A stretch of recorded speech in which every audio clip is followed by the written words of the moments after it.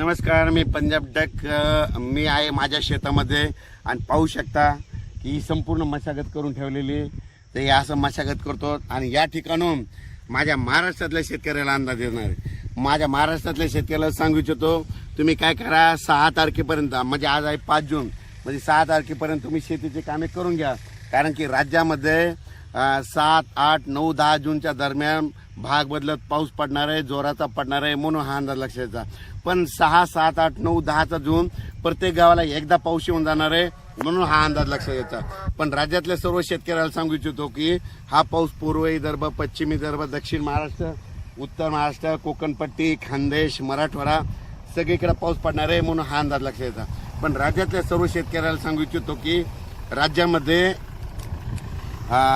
त्याच्यानंतर 13 तारीख म्हणजे 13 जून, 15, 13, 14, 15, 16, 17च्या दरम्यान राज्यात जोराचा पाऊस पडणार आहे, मुसळधार पडणार आहे, म्हणून हा अंदाज लक्षात घ्यायचा. पण राज्यातल्या सर्व शेतकऱ्याला सांगू इच्छितो की राज्यात आजपासून सांगतो की 5 तारखेपासून आज बऱ्याच भागात पावसाला सुरुवात होणार आहे. 6 जूनला आणखी खूप ठिकाणी पाऊस सुरू होणार आहे. 7ला आणखीन बराच भाग व्यापणार आहे. 8ला दररोज परत वाढणार आहे. 9ला आणखीन बऱ्याच ठिकाणी जाणार आहे. 10ला जाणार आहे, 11ला जाणार आहे, 12ला जाणार आहे.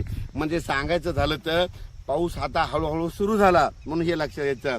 पण 7, 8, 9चा थोडा जास्त पडणार आहे आणि 13 ते 18चा मात्र जरा खूपच पडणार आहे, म्हणून हा अंदाज लक्षात घ्यायचा.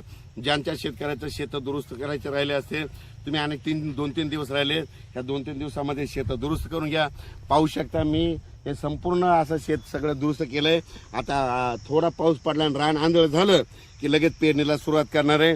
आणि ज्यांना असं म्हणजे रान आंधळ नसलं झालं तर तुम्ही पेरणीची नंतर पेरू शकता. ज्यांच्या जमिनीमध्ये ओल आहे तुम्ही पेरू शकतात, हे देखील सांगू इच्छितो. पण राज्यात मात्र म्हणजे आज आहे 5 पासूनच बऱ्याच ठिकाणी आज पावसाला सुरुवात होईल. 6ला वाढत जाईल, 7ला वाढत जाईल, 8ला वाढत जाईल, 9, 10, 11 असा पाऊस पडतच राहणार आहे. दररोज वेगवेगळा भाग घेत राहणार आहे, म्हणून हा अंदाज लक्षात घ्यायचा.